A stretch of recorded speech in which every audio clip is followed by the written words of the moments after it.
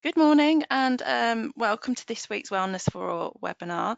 As you may or may not be aware, September is recognised as National Suicide Prevention Month, which falls in line with the topic today, which is life after suicide.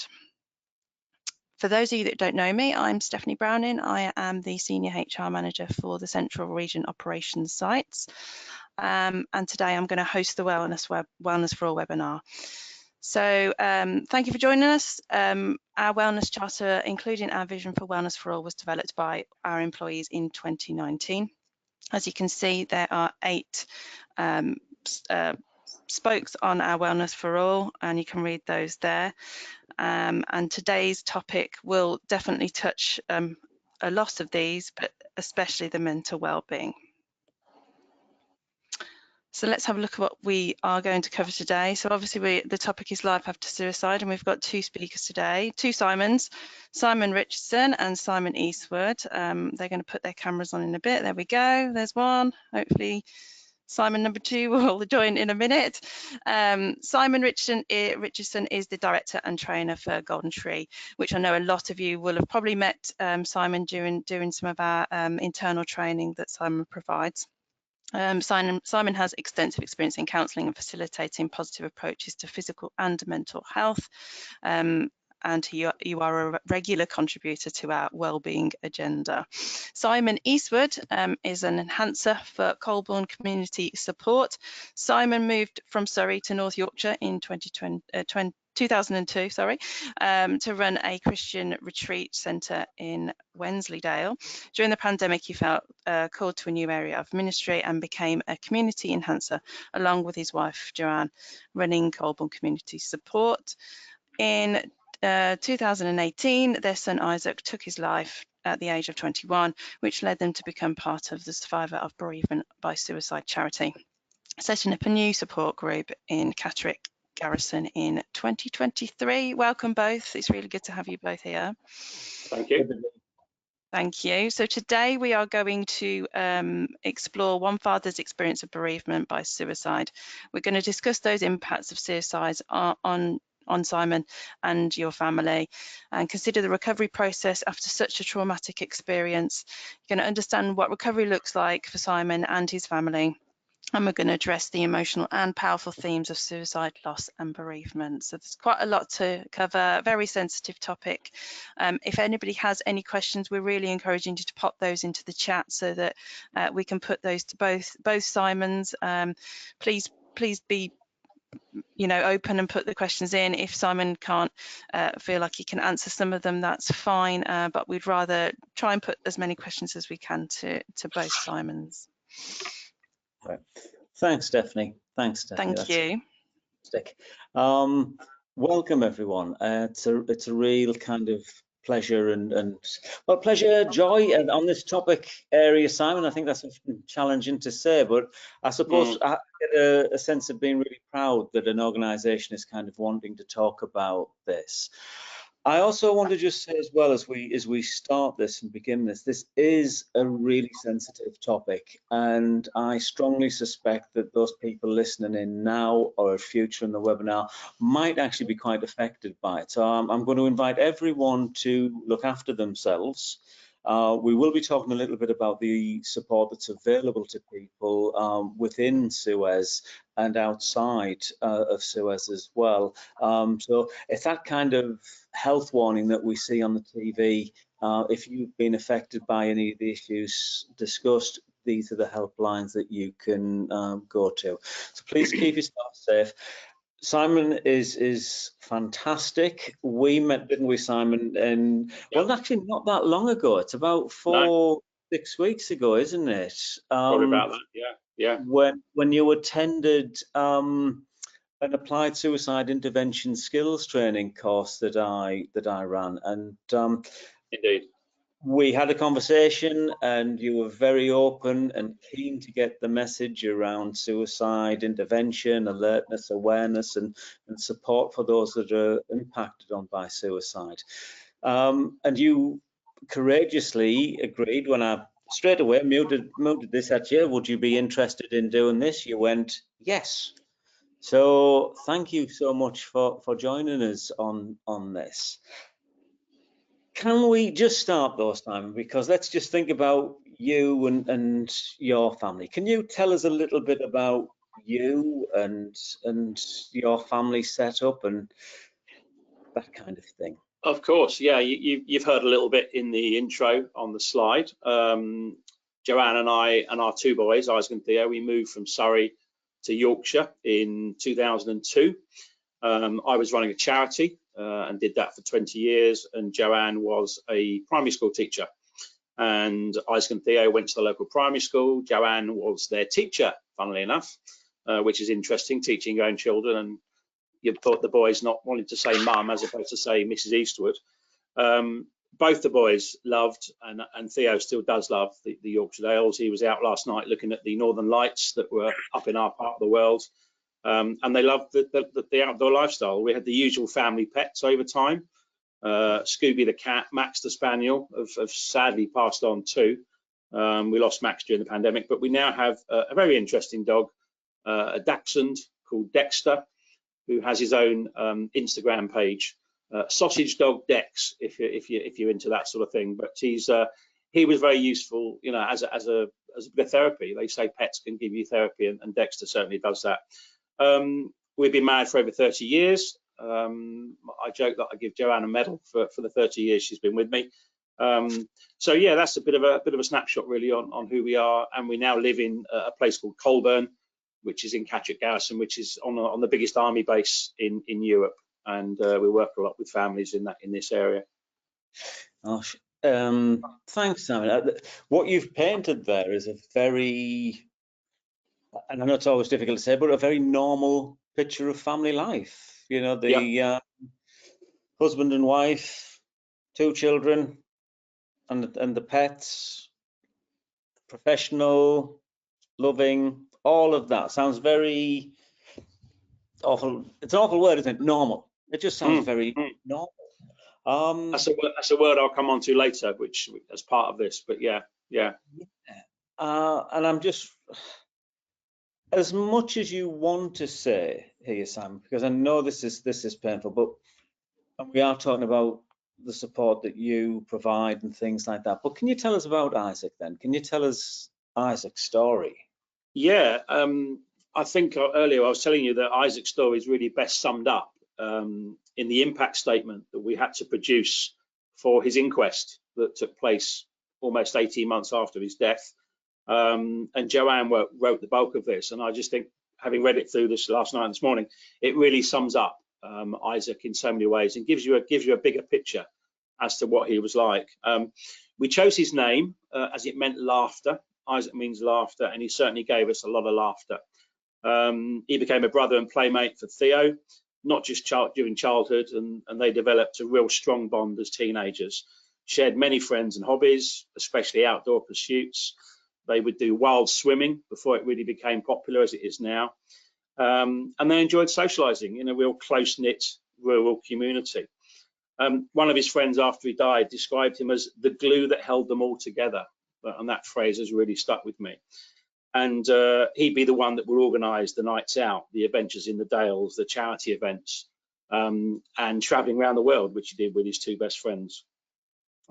He was thoughtful and kind throughout his life. He supported and encouraged me in the charity that I ran, and he was very proud of that charity. He in fact helped me make a promotional video, which he features in, which is hard to look back at. He was helpful to neighbours and friends, and we as parents have both been proud of both boys in their social skills, in how they host the many visitors that we've had to our family home. We've called ourselves Team Eastwood, and we still are a team, but sadly now we are 1 man down. And Isaac did a lot of voluntary work, both at home and abroad, being a weekly Cub Scout leader.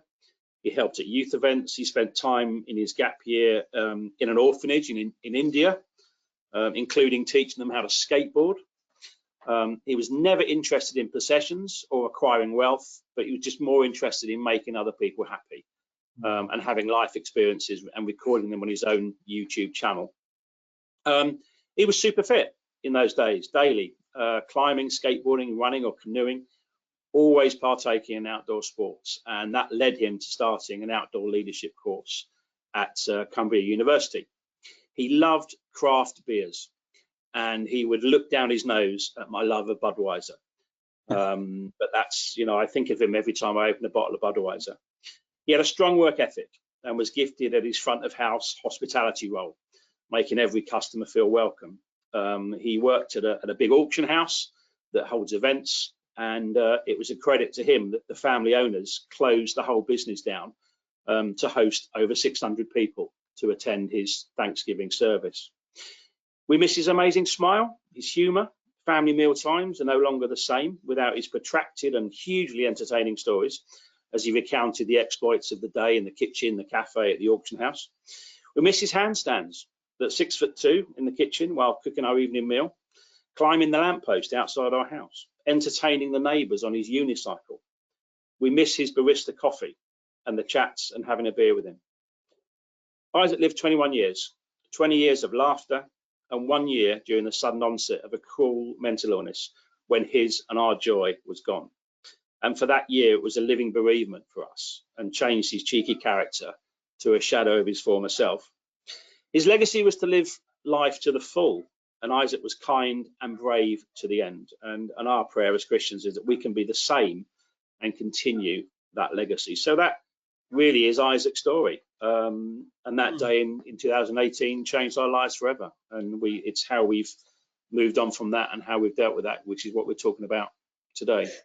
Yeah, gosh, I mean, so I can feel myself being really moved by the story, because again, you're painting the picture of someone that loved life, who had so much to give, was giving that freely and with joy.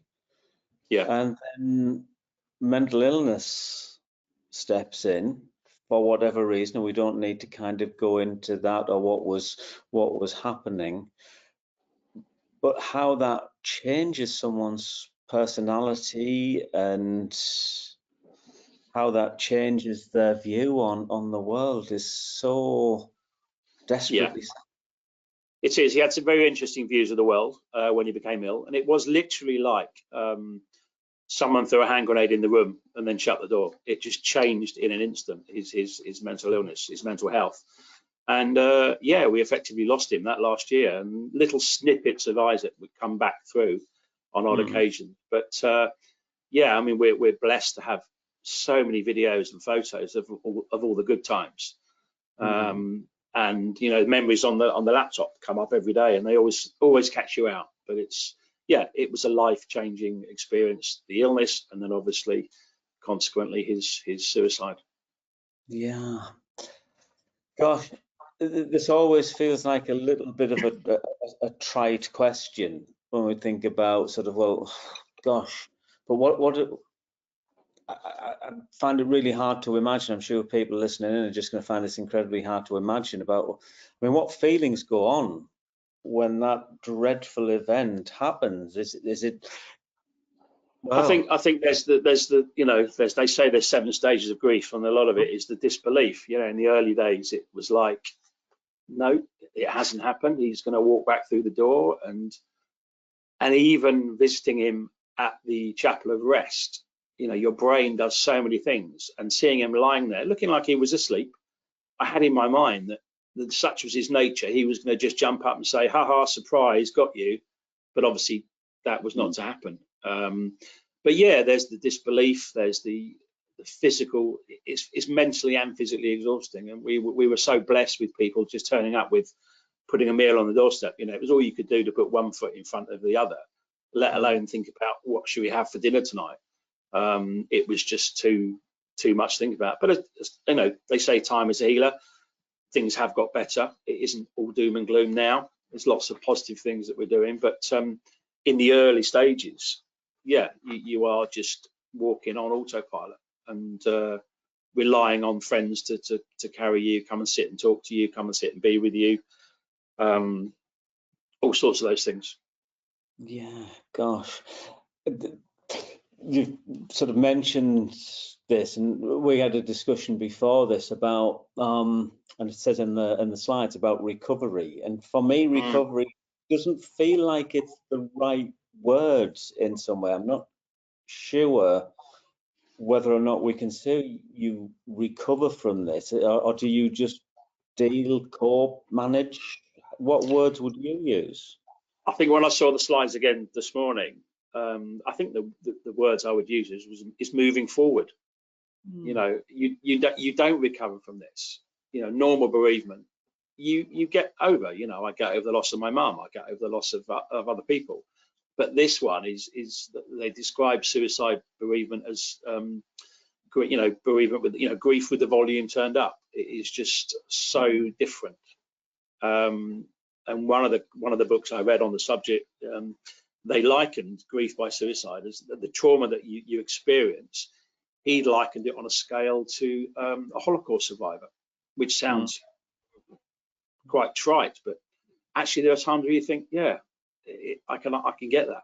You know, there are days where you just don't want to go on. You just think, how am I going to go on? So recovery is not, you never recover. And if anyone says they recover from losing someone through suicide, I think they haven't really come to terms with it, because it's all about how we move forward. The grief never go, you know, the grief is still with us. We move forward with the grief. We don't leave the grief behind. We haven't got over it. But everyone is different. And as we've learned in this, there are no rules. You know, everyone's suicide situation is different. You know, and the people we come across who experience loss like we have, we all go through different processes, and it's what is right for that person. Yeah, I really appreciate that model of grief, where the size of the grief doesn't actually change, but the vessel that it is in grows. Gets bigger. Yeah, life grows, like your life grows back around the size of the grief. It's still there, but your life expands. You know, early on it just dominates your life, but now moving on 6 years on, it still plays a part, but it plays a smaller part in our life. What helped you, Simon, in terms of coming to terms with moving on? You mentioned a few things about support, and I know you've got a strong faith. Yeah. I think a lot happened immediately after the 4 years, where we took stock about what we do. You know, we decided to move house. That gave us a fresh start. A lot of people say, well, that's not for them, but for us, whilst Isaac didn't take his life at home, moving on and moving it to a new house gave us a new chapter and a new start. And for us, that was probably one of the best things we did. It was Theo who said, you know, we had thought about moving in the past, but because of Isaac's illness, it never happened. And it was Theo who said, look, should we be looking at moving again? And we put the house on the market in November, in the middle of November, and within a day it sold, and we were in the new house here by the end of Jan. Amazingly quick sale, considering how long things normally take. So moving house was a fresh start. We were approached by a friend in York who told us about Suicide Bereavement Support. So SOBS stands for the Survivors of Bereavement by Suicide. There are now 80 groups in the UK, and we still go to that. We go to that every month religiously, because it's a massive support. You know, last month there were 36 people in the room, which is a huge number. You know, representing 30 lives lost. And we all get it. We're all a member of that club that no one wants to be a member of. And that's what it is to be part of suicide bereavement. We had to go through challenges. As part of our process, we challenged the NHS on the care that they gave. And despite them actually saying at the inquest, no, they couldn't have done anything different, when that was pursued afterwards, they turned around and actually admitted liability for their lack of care and for their negligence. So that is always very hard as well, when you hear it all in the press at the moment about people who take their life, and the NHS is doing a great job. We know the NHS is broken, and you know, the report that we received was actually a travesty. We know the amount of mistakes they made, but that's done. We have to move on, and hope that things in the past get better, in the future get better. As you mentioned, my strong faith, we have a Christian faith, and that has helped immensely. And we've got a great bunch of friends around us who, not many have been through it, but they are here for us. They don't give us trite words. They just come and sit with us, or they'll cook some meal, or we'll go out to the cinema or something. Switching off and doing other things, hobbies and films. You know, I enjoy films. I enjoy setting quizzes for people. And then the phrase from the film that really sticks with me in the early days, those that remember Robin Hood, Prince of Thieves, you know, the great performance by Alan Rickman, who talks about ripping someone's heart out with a spoon. You know, that's how it felt in those early days. You know, part of your body had just been ripped from you. And that was the feeling we went through. And there's days where you feel like that, not as often as we did in those early days. I had some counselling. I was always thinking, no, I'm strong enough, I don't need this. But no, counselling was very useful. I actually went to where Isaac passed away. I decided as part of my process, I would visit the site where he died. And as part of the counselling, we agreed that I would write him a letter because I hadn't had a chance to say a few words to him. So I wrote a letter. I read it to him at the site, and I then burnt the letter, and the ashes just were carried off in a little stream, which was very powerful. And that was very usefully part of my journey. During the time, we reevaluated our careers, which meant changing, coming out of the charity sector and teaching. So that was really good to give us a new focus. And we talked about the word normal. You know, what is normal? Well, we don't talk about normal. We talk about the new normal. You know, we had normal life before. You know, we had the usual family and pets and mortgage and everything else. But now we were living in a new normal. And that's how we help to focus and move on. Gosh, again, I'm really struck by what you're saying. I think the thought of writing that letter, what a powerful thing to do, and saying those things in those words and reading it out loud. Gosh, I'm wondering, Simon, and you said you've got a great group of friends around you. I wonder how challenging it is for your friends to kind of, I mean, what do you say? What can you say to someone who's experienced that, or is it just a case of just being there? Friends who've experienced suicide, you mean? Yeah, I mean, thinking about your friends, and I think how they approached you, and I think a lot of Isaac's friends, you know, that 600 that were there at Thanksgiving, a lot were his friends. A lot were probably, for them, it was one of the first funerals they'd been to. They'd probably not lost a grandparent yet. And there are still some that struggle, and we support them and as best we can. What's hard about his friends is seeing the fact they've all gone on and got jobs and got engaged, and that's very hard to deal with. But no, I mean, we just have to be with them and just say, look, it's okay. You know, it's okay to cry. It's okay to feel what you're feeling. You know, because we've been there. Were your support in that respect? Sorry, Simon. Were your friends okay when they came round to see you? How was that? Our friends were good. We had people that just came and just dragged me out of the house, took me to the pub. You know, or you know, we were decorating our kitchen at the time, and they all came round and helped finish it, and just practical things that you knew people were there, but they didn't have to say anything. You know, sometimes you get people that say the right things to you.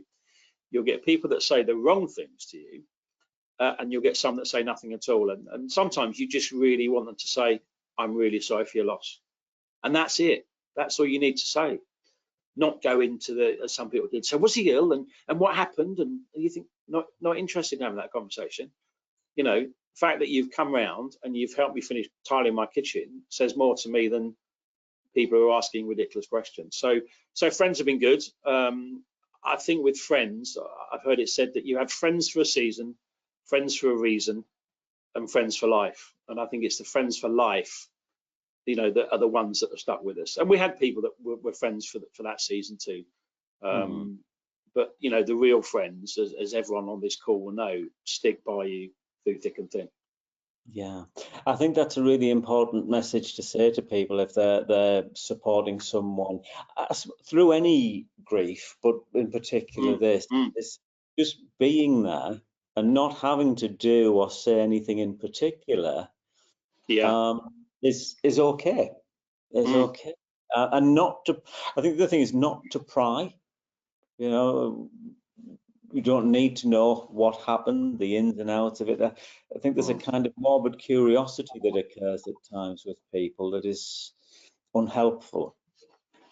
Yeah, and the other reason for not talking about things like in our support groups that we go to, you never talk about how the person took their life, because it can trigger awful feelings and reactions and emotions in other people, and also the language that we use.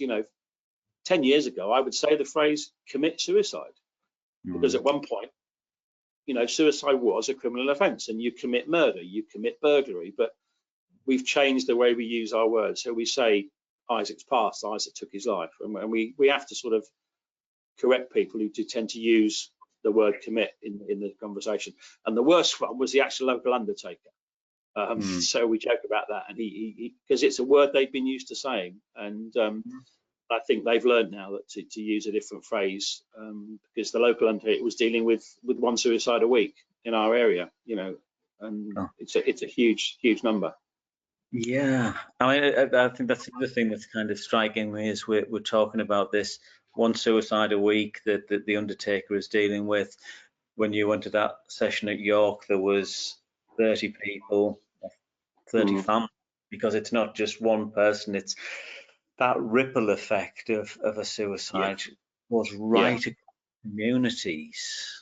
So tell me a little bit more about the support. How do you support others now then, Simon? And well, during lockdown, we were very conscious of the needs in this community. We'd been working in this community for quite a few years, and during the lockdown, the holiday centre I ran had to shut. We couldn't have people coming on holidays, so we worked with the council, and we housed about 11 homeless people that tended to be from the Colburn area. We then helped them get new houses when the pandemic came to an end. And we saw a massive need for people needing support in all sorts of ways, practical support, obviously bereavement support because of what we've been through. And we decided to set up this charitable organisation called Colburn Community Support. We don't call ourselves community workers because we want the people to do the work, not us. So we talk about being community enhancers. We want to make a difference to the community, and we do all sorts of things. We help. Literacy skills are pretty poor. We help people with PIP applications, benefit claims, CV writing, taking old furniture to the tip, sourcing furniture. Every day is different, and a lot of it is all about just walking with people. And certainly through the bereavement, we worked with a couple whose daughter sadly was murdered, and they rang us immediately. They knew the shock of losing a child in tragic circumstances. So we've walked that journey with them. And I think people say to us, when they tell us a situation, they say, "You're not shocked." You think, no, because we've either lived this or we've experienced it, and we can walk with them. So that was the reason for setting up the charity 2 years ago. And then last year, having seen the benefit we had from attending a SOBS group in York, and the fact there'd been in excess of 15 to 20 suicides in our community in the last 2-3 years, there was a real need for a SOBS group in our area. And we bring, it's about 12 of us get together every month from surrounding villages and towns. And we're all in the same position. Some have lost children, some have lost partners, some have lost parents. One of the ladies in our group, out of the 15 I mentioned, she knew 8 of the people in the community that had taken their lives. So it's a massive, impact on people. And that's why we're passionate about setting up the group. And as you alluded to earlier, we met on your assist training course, and in 40 years of working, I think I said this on social media, it's got to be the best course I've ever done. In terms of it was exhausting, don't get me wrong, and I take my hat off to the Suez guys who've picked up the baton and doing that as well. But it really was beneficial, and I've used it since. And I would commend any of the Suez staff who have not thought about doing it. Think about it; it's well worth it. Yeah, I mean, thank you so much for that, Simon. I always say that it's one of the most exhausting courses to deliver. It's Living Works designed it. Over 1 million people have now completed the course to create suicide safer communities. I think it's a really important bit of training. I'm really, again, saying moved. I am moved about your ability, and I love the phrase that you used, that walking that journey with someone. And I'm wondering, what is that like for you? Do you gain something from that? Does that feed into your strength to keep moving forward, that you're supporting and helping people? Yeah, I think some of the situations we come out the houses we visit, very humbled and honoured, and we wouldn't be doing this if Isaac hadn't taken his life. And we do joke about it. We come out of certain houses and we say, "Thanks, Isaac. Thanks for that." You know, in a positive way. And yeah, whilst it can be very gritty, there's some very difficult situations we deal with, social services, referrals we get from the police all over. We know it's making a difference, and that keeps us going. You know, we didn't know if it would take off. So now it's been running 2 years. We're going down the route of full charitable status. We're looking at trying to get funding for more staff to come on board because we know the need is greater. Lady who's Baroness Harris, who lives in Richmond, she's very up on social things. She said, "I want you to come and do this in Richmond up the road." I said, "Look, we can't. There's only 2 of us. We're struggling in this community." So we know that the need is there to do it. And, you know, our local MP, former Prime Minister Rishi, you know, lovely lessons from him we've had when he's picked up on stuff on social media, the stuff we've been doing for people. So we know it's making a big difference, and that's what spurs us on, walking with these people who, for some of them, have no one else. They are totally alone, and it's just being there, being advocates, standing in their corner, you know, taking them to court and standing up for them in court or whatever it might be. Gosh, it's such a powerful thing that you're saying about that support. I'm also thinking about walking. I'm also thinking about Three Dads and the work that they've done. Yeah, we met them, didn't you? Did you? Yeah, the Three Dads Walking, a very well publicised bunch of guys, raised a lot of money for Papyrus. And earlier this year, they were travelling between all the new Papyrus offices, and that meant they came through Catterick Garrison. So myself and 2 other dads who've lost their boys as well, we meet up. So on that day, we went from 3 dads to 6 dads walking, and we walked about 10 miles with them to the next village where they were stopping. And yeah, powerful to hear their stories. And again, we chatted about our stories, and our SOBS group actually wanted to meet them as they came through. So it was very powerful for them to meet the 3 dads. And it is all about walking with. Joanne does a lot of walking with ladies who just want to talk, and that's you know, her walk and talk, they call it. Every Thursday morning they'll do a walk, and these ladies can offload. And for some people, it's just having that ability to have someone to listen to them. And a lot of people don't have people to listen to them in life. I think that's so important. It's kind of underrated, isn't it? Just to be able to be in a safe space where you can talk and express whatever that emotion is, whether it be sadness, anger, bewilderment, whatever it may be, and just to have that not judged.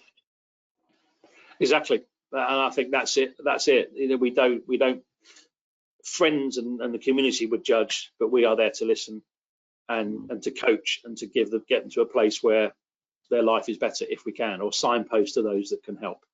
And we love it. You know, it has given us more free time. Coming out of the hospitality sector, where you're doing silly hours, when you're a teacher doing silly hours, you know, the fact that I can have a week off without worrying about getting phone calls about cabins on, you know, that have lost power, or Joanne rushing back thinking I've got to do all the planning for next Monday. You know, we've got the ability to rest, which means we can give out more to the people that need it. Yeah, you can't serve from an empty vessel, as the phrase. Definitely not. Again, I don't want this to sound like a trite question at all, Simon, but how are you all now? Yeah, how are we all now? Yeah, I would say we had this conversation last night with a friend, and he said to us, how are you coping with Isaac and everything you're doing? And I said, to be honest, we're okay. We've got a lot of people that support us and cover our backs. You know, we know that there's, as a Christian, we believe in prayer, and we know there's a lot of people pray for what we do. And there are days where you think, that wasn't as bad as I thought, you know, because we know there are people who've rung up and offered words of support or a text to say, we're thinking of you. Even the people we deal with, our clients, you know, give us that, you know, send a text, just want to say thanks again. That's all you need from people. And that then spurs you on. So, no, in terms of the grief, I think we're okay. I think the things to sort of bear in mind is to say to you guys online, Family don't always offer the best support in this situation. You would think your family would be your closest source of support, but unfortunately that isn't the case, because I think they're going through that grief themselves, and grief and loss can manifest itself in so many different ways, and everyone processes it differently. And Joe and I process grief differently. You know, I'm very much wanted to use social media to share how I was feeling. She's very private. She wants to keep it all inside, and there's no, as I said earlier, there are no rules. And I think, you know, different emotions play out in all of us differently, and that then ripples out to others. We've talked about this ripple effect. It is very like, you know, Isaac, you chuck a stone in the pond and the ripples just continue to go out. And they've said, statistics say that 147 people are affected by one suicide. Now that number is way too low. You know, the fact that there were 600 plus at his Thanksgiving, you know, and with the advent of social media now, there are so many other people affected when they read of something. So that's wanted to share that with you.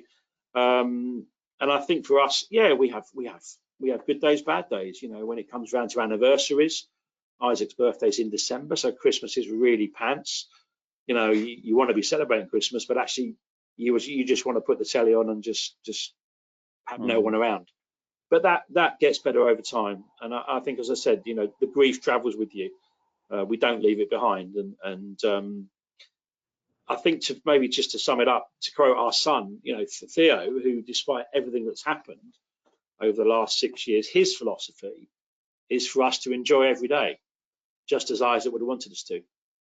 He wouldn't want us to mope for the rest of our lives. He would want us to enjoy. We know that Isaac, it wasn't that Isaac wanted to die, he just didn't know how to live.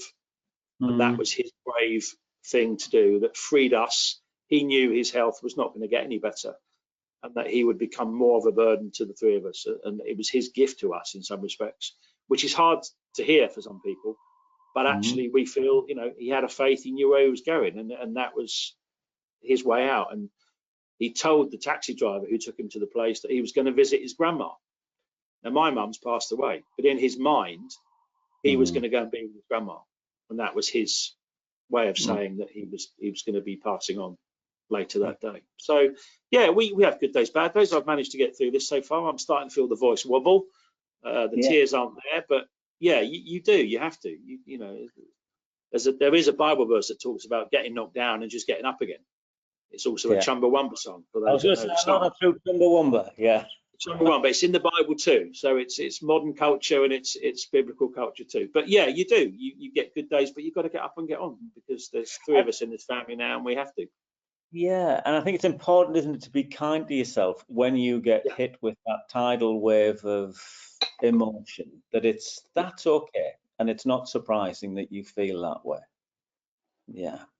Simon, I'm going to bring Stephanie back in to join us, and we'll see if we've got any questions. But thank you so much for sharing your story. Thank you. Yeah, that was very, very touching. Yeah, very honest as well. I do appreciate that. It's hard to talk about, but I'm sure the audience benefited from that. We have got some questions. Let me just scroll to the top of these. Can I just say, Simon, if there's any questions that you don't feel able to answer, right, it's absolutely fine for you to go, actually, I don't want to answer that. We'll all understand. Let's see how we go. Yeah, I will screen them anyway, just in case. So we'll have a look at that. So first one is, could you repeat the name of the contact for the charity that you were talking about? You mentioned a few though, didn't you? Yeah, you run one. Yeah. The organisation we run is called Colburn Community Support, COLBURN, but the national charity is SOBS, which is Survivors of Bereavement by Suicide. And they're based in Derby. If you Google UK SOBS, you will probably find the charity there. And there are various, there's not just groups that meet in person, there are virtual groups and there are phone lines as well. Lovely, that's great. Sorry, Stephanie, can I just, I'm just putting something in the chat. I don't know whether everyone will get this, but it's a really kind of useful thing you can download, and subs are actually in there as well, so you can actually get the local number, and it's the Hub of Hope. Okay. So it's well worth people just sort of downloading that. It's got a whole host of mental health services that people can access, and you get down there by postcode. You put your postcode in, it'll tell you what's available for the particular issue that you need support with, and I'm pretty sure that SOBS is in there. It is. Lovely. Yeah. Great, thank you very much. Another question, Simon mentioned he read a book. Which books would you recommend to read? Ooh. If I had the list with me, we've read loads. One of the best publications is by the NHS. It's called Help After a Suicide. It tells you all the things that you have to deal with. I can't remember the actual title of the book because we have read so many books and we have them out as a library. Yeah, I'm going to struggle with the answers to that one. Not because I can't give you the answer. I just can't remember the book because I've read so many. If you remember it, we can always put something out, can't we? Yeah, I think books, it's always very tricky. There's lots of stuff. The NHS is going to be a starting point. I mean, I also remember a book that deeply affected me, Simon. It wasn't specifically about suicide, but it was C.S. Lewis's A Grief Observed, which came to grief from a very Christian point of view. But I found it a very moving book. I don't know whether you've read that at all, Simon, or not. I've read that. I think the title's coming to me. I think it's called A Grief by Suicide, and it's written by it's a Japanese, it's an Oriental sounding name, and it's about the death of his father. I want to say his name's Henry, but if you Google A Grief by Suicide, you may find it on Amazon. But it's again, it does have some Christian input in it, but the overall book is still helpful, and I'm pretty sure the stat came from within that book about being linked to a Holocaust survivor. Yeah, lovely. Another question we've had is, what coping strategies do you recommend? Coping strategies, yeah. It's quite a big question, that, isn't it? Yeah, just don't bottle it all up. You know, there are days where Joe will be down and I'll be up, and vice versa. And it's just really talking about how you're feeling. How do we cope?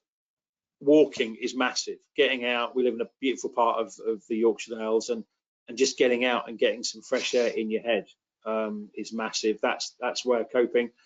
You know, watching a film, reading a book, you know, but obviously the danger with that is sometimes films can catch you out. You know, you forget. You know, one of my favorite films was It's a Wonderful Life.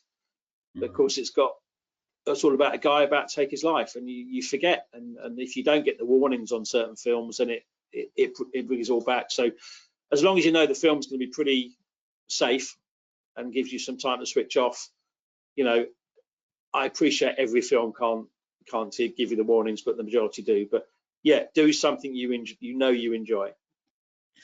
Yeah, I think it's also important to say that you've mentioned some really positive coping strategies. There are really negative coping strategies that people can move towards, and it's things like alcohol. And obviously we would advocate that that's not the best way forward because of the impact that can have on your mood and your ability to make decisions and things like that. So I would direct people towards things like the 5 Ways to Wellbeing and Healthy Mind Platter, things like that give lots of different tips about how you can manage these strong emotions. And building that into your daily life, because it sounds like, Simon, you do a lot of this stuff on a daily basis now to really help you be able to do what you.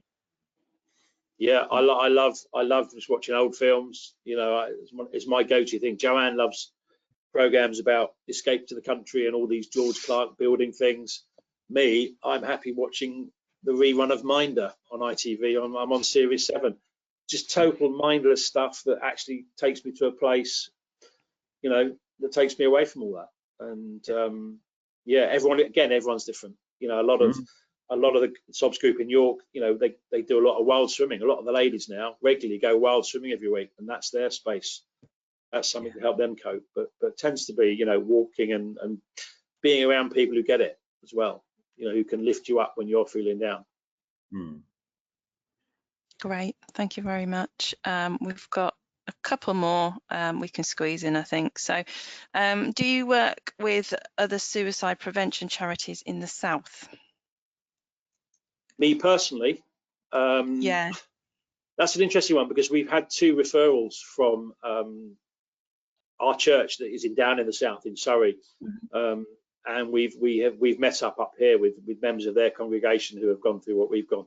We don't. I mean, there is a SOBS in the south. I mean, again, if people are interested, go on the SOBS website, do it by postcode. I know there are SOBS in Guildford, in Surrey. I'm pretty sure there's groups in Hampshire, because my dad, he went to a group after Isaac died. So I wouldn't say we work with them, but we're very much supportive of any initiative that's going on. And SOBS are expanding all the time. When we started, we were the 72nd group. I think we're now in excess of 80. So there are new groups springing up all the time. The thing with SOBS is to bear in mind, it's not aimed at young people, it's 18 plus. So there are other organisations, you know, that deal with, you know, young people wanting support. Papyrus, I think, is one. But we have there's a lot of literature out there which we give out to parents to help them explain to their kids, you know, why dad's not around anymore, or why their uncle's not around anymore. Lovely, that's really helpful. We've got one more question. What brings you comfort? What brings me comfort? My dog, my wife, the lovely meals that my son, as a trained chef, you know, we came up on holiday yesterday and he created the most amazing fish pie. That was lovely. But comfort is really being with your family and being with friends. But yeah, you know, we had the log burner on last night because it was pretty cold. This house, we've said, is, you know, it was one of the best things we did. That's a sanctuary for us, and we don't have to go away because we've got this place, and we can find comfort in our home, you know, with our friends and family around us. That's a great answer, absolutely. And I suppose it's different for everyone, isn't it? But yes, of course, yeah. It's the For simple things. Some people we know are still living in the home where they lost their member of their family, you know, Yeah. and for some it took place in that home, and for us it didn't. We're blessed in that respect, but it was right for us to move and start again. Yeah. And it was one of the best things we did, but it's not right for everyone. No, at all. Like, everyone is different, definitely. We have, I think we've run out a bit of time for questions now, but if there's anything further, we can send you some questions as well. By all means, yeah. There is some internal support for people at Suez. We've got our employee assistance program called We Care.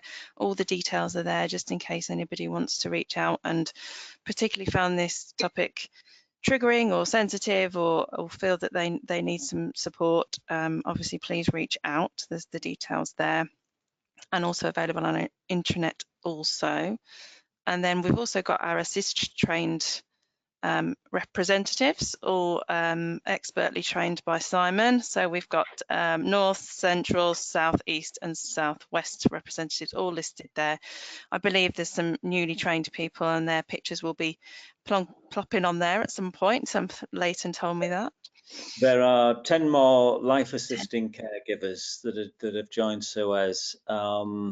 Absolutely fantastic commitment from Suez to actually do this and have these people that are trained, willing and ready to have conversations with people. It's absolutely fantastic, and it's an honour to be delivering this course. And it's an honour to be working with Suez, who are so keen to support people. It's fantastic.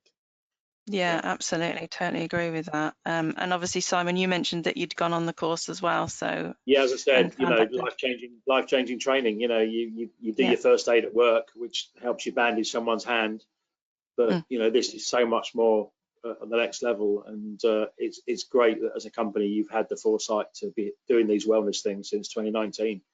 You know, if more companies were doing what you were doing, there would be hopefully less of a drain on the old NHS mental health side. Absolutely. Yeah, so there's 33 now, hopefully, if those figures are right. So yeah, reach out to anybody if you felt this particularly triggering or relatable, or you feel like you've got some issues. They're all obviously willing to guide you through the correct processes and signpost you in the right directions. So next slide, please. So if you would like to join us for next week, our Wellness for All webinar is obviously next Friday the 20th, and it's about National Inclusion Week. We'll be hosting a panel discussion with the leads from our Suez Inclusion and Diversity Networks to learn more about what inclusion means to them and their networks, and to highlight some of the amazing work that our networks do. I'd like to end by saying thank you to both of you. Thank you to Simon, who both call Simon, so it's very confusing, but Simon Eastwood, who obviously very honest and sensitive topic, so really appreciate you being on the webinar. And thank you, Simon, for hosting your part of the webinar and asking some really good questions that will be helpful for the audience. So appreciate that, and hopefully we'll see you all soon. Thank you very much.